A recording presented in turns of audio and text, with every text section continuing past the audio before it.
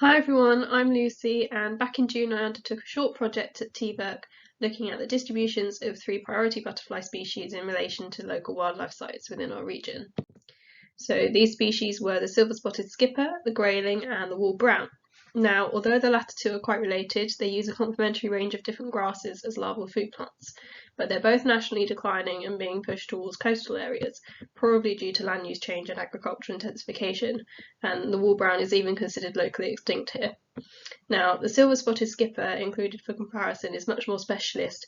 It only uses sheep's fescue, which is also a larval food plant of the grayling, but it's actually increased by 10% across the UK since the 70s. However, because it's still rare and restricted to short turf chalk downland in the south, it's still considered a priority species.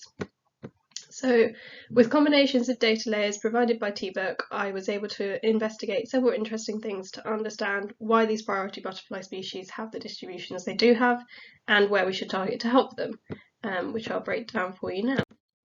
So firstly, I ran a count of how many butterfly records were within habitat boundaries by splitting the phase 1 categories more broadly into suitable versus non-suitable types according to species profile information from butterfly conservation. So I also looked at butterfly records in conjunction with heat maps of their larval food plant records, which for the specialist silver-spotted skipper have a strong association, as we would expect. And many more silver-spotted skippers were recorded within habitats considered suitable, which are in blue, than in surrounding non-suitable areas, which are in that custard banana yellow, which is most of the county, which neighbour suitable habitat patches. So this implies their preferred habitats are quite isolated, as we would expect for a calcareous grassland specialist. But for the more generalist graylings and walls, they were similarly recorded within and close to suitable areas.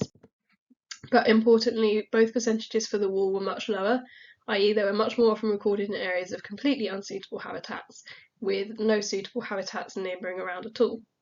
And I've also removed the food plants layer here for simplicity, as they had much weaker associations for these two. But because we're unable to access the date data for the records, but the habitats layer is this year's map, this mismatch of habitats may indicate that land that was previously suitable has since changed use and become unsuitable, and hence may have contributed to their presumed local extinction. Their decline, and that of summer invertebrates in general though, may also have been exacerbated by climate change, which can make caterpillars become butterflies in warmer autumns rather than waiting until the following summer.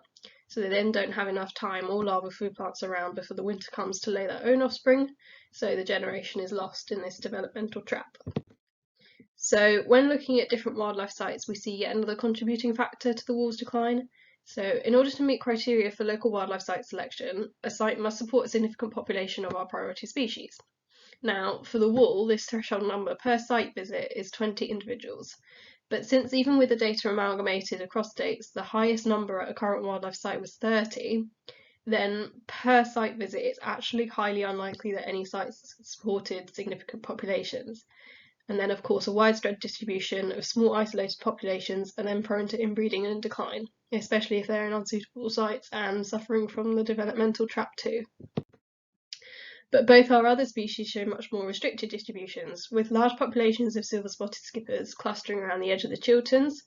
And as with the wall, no local wildlife sites support a significant population threshold of 10 individuals this time for the skipper, even with the data combined over multiple site visits. Although some nationally designated sites in pink, like the CTA at Chilterns Escarpment North, they do have many, many records. Meanwhile, the graylings cluster around South Berkshire. Now, as a top priority species, the grayling doesn't have a critical population threshold. So, as well as plenty of sites of national importance, some Berkshire local wildlife sites, highlighted in blue, such as Edgebarrow Hill and Heath, do pop up in the ranked sites list. So now that we know whether nationally designated and local wildlife sites do or don't support these butterflies, we could consider new sites or extensions to currently unprotected local areas where large numbers of butterflies have been recorded. So substantial skipper populations were already in protected areas, but perhaps a southwards extension to Berkshire local wildlife sites with suitable bare ground and grassland habitat and larval food plant densities may benefit the grayling, assuming it's not already covered by Hampshire local wildlife sites. However, for the wall brown, since we think finding any relic wall populations is unlikely, extensions to sites with previous old records is unlikely to help now, as they're unlikely to be naturally colonised. So instead, perhaps areas with substantial larval food plant densities and suitable habitat types may be able to support significant populations in the future. So here I'm talking about locations that seem suitable yet have unexpectedly few butterfly records.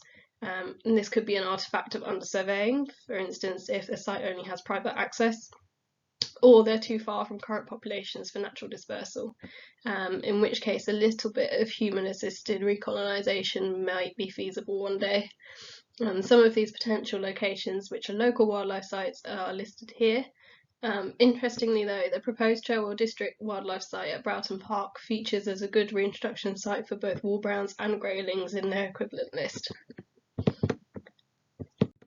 So to conclude, the three focal butterfly species here share larval food plants and habitats to varying degrees, but they have quite different distributions. Large numbers of records cluster at different localities for the silver-spotted skipper and the grayling, but a wider spread of small populations of wall-browns may have contributed to its local decline and presumed extinction. But for the grayling and the wall, there are locations currently without designation that appear to have supported butterfly populations or that could in the future. Meanwhile, there are sites with the right food plants and habitat types that could sustain populations in the future, particularly if we're to bring the wall-brown back to our region. The butterflies just may need a bit of help from conservation to get here. So thank you for listening, and if you do have any opportunities or questions, please do let me know. But also quickly, I would just like to let you know about the Wychwood Forest Trust's Butterfly Recording Champions project. And they're looking for people to get involved with video recording, particularly around the West Oxfordshire area. So please do contact them if you'd be interested in helping out. Thank you.